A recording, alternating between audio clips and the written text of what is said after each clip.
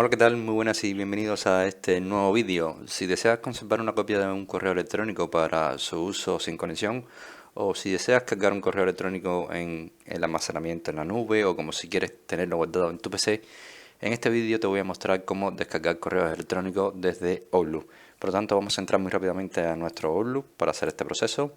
Vamos a seleccionar el correo, en este caso vamos a seleccionar este mismo. Y después lo que vamos a hacer es irnos a archivo, después nos vamos a guardar como.